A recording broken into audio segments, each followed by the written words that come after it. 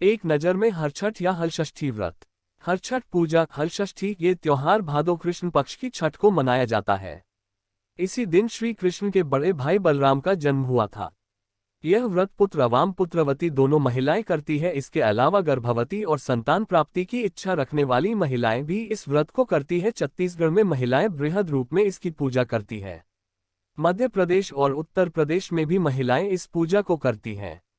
मथुरा के राजा कंस अपनी बहन देवकी को विवाह उपरांत विदा करने जा रहे थे तो आकाशवाणी के वचन सुन कि देवकी का 8वां गर्भ तेरी मृत्यु का कारण बनेगा, जानकार बहन बहनोई को कारागार में डाल दिया और वसुदेव देवकी के 6 पुत्रों को एक एक कर कंस ने मार डाला। जब 7वें बच्चे के जन्म का समय नजदीक आया तो देवर्षि नारद जी वसुदेव देवकी से मिलने पहुंचे और उनके दुख का कारण जानकार देवकी को हलषष्ठी देवी के व्रत रखने की सलाह दी। देवकी ने नारद जी से हलषष्ठी व्रत की महिमा व कथा पूछी तो नारद ने पुरातन कथा कहना प्रारंभ किया कि चंद्रव्रत नाम का एक राजा हुआ जिनको एक ही पुत्र था। राजा ने राहगीरों के लिए एक तालाब खुदवाया किंतु उसमें जल न रहा, सूख गया। राहगीर उस रास्ते गुजरते और सूखे तालाब को देखकर राजा को गाली देते थे। इस खबर को सुनकर राजा दुखित हुआ कि मैंने तालाब खुदवाया, मेरा धन व धर्म दोनों ही व्यर्थ गया।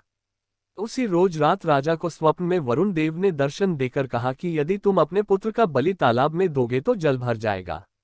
सुबह राजा ने स्वप्न में कही बात दरबार में सुनाया और कहा कि मेरा धन व धर्म भले ही व्यर्थ हो जाए पर मैं अपने पुत्र का बलि नहीं दूंगा। ये बात लोगों से होता हुआ राजकुमार तक पहुंचा तो वह सोचने लगा कि यदि मेरी बलि से तालाब में पानी आ जाए तो लोगों का भला होगा। ये सोचकर राजकुमार अपनी बलि देने तालाब में बैठ गया। अब वह तालाब पानी से लबालब भर गया, जल के जीव जंतुओं से तालाब परिपूर्ण हो गया। एकलौते पुत्र के बलि हो जाने से राजा दुखी होकर वन को चला गया। वहां 5 स्त्रियां व्रत कर रही थी, जिसे देखकर राजा ने कौन सा व्रत और क्यों कर रही हो पूछने पर स्त्रियों ने हलषष्ठी व्रत की संपूर्ण विधि विधान बतलाई। उसे सुनकर राजा वापस नगर को गया और अपनी रानी के साथ उस व्रत को किया। व्रत के प्रभाव से राजपुत्र तालाब से जीवित बाहर निकल आया। राजा परिवार सहित हलषष्ठी माता के जयकार कर सुखपूर्वक निवास करने लगा। अब नारद जी ने देवकी से हलषष्ठी व्रत की अन्य कथा कहना शुरू किया कि उज्जैन नगरी में 2 सौतन रहती थी। एक का नाम रेवती तथा दूसरी का नाम मानवती। रेवती को कोई संतान न था, जबकि मानवती के 2 पुत्र थे। रेवती अपने सौत के बच्चों को देखकर हमेशा सौतिया डाह से जलती रहती और उनके पुत्रों को मारने का जतन ढूंढती रहती थी। एक दिन उन्होंने मानवती को बुलाकर कहा कि बहन, आज तुम्हारे मायके से कुछ राहगीर मुझसे मिले थे। उन्होंने बताया कि तुम्हारे पिताजी बहुत बीमार है और वह तुम्हें देखना चाहता है। पिता की बीमारी को सुनकर मानवती दुखी हुई। रेवती कहने लगी कि बहन, तुम शीघ्र अपने पिता से मिलने चली जा, तुम्हारे आने तक मैं बच्चों का ध्यान रखूंगी।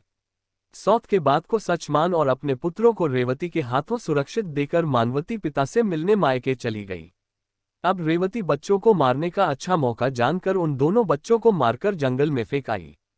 इधर मानवती जब मायके पहुंची तो पिता को स्वस्थ देखकर पिता से अपनी सौत की कही बातों को कह कुशल क्षेम पूछती है।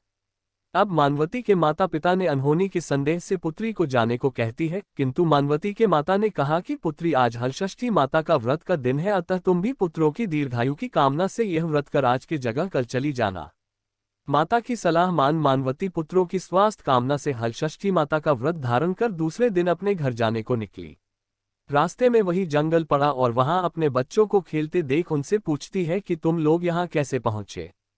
तब पुत्रों ने बताया कि आपके चली जाने पर हमारी दूसरी माता रेवती ने मारकर यहाँ फेंक दी थी कि तभी एक दूसरी स्त्री ने हमें फिर से जिंदा कर गई। अब मानवती को समझते देर न लगी कि यह सब माता हलषष्ठी की कृपा से संभव है और माता की जयकार करती हुई घर को गई। नगर में मानवती के पुत्रों को पुनः जीवित देख और माता हलषष्ठी की महिमा जान सभी स्त्रियां हलषष्ठी व्रत करने लगी।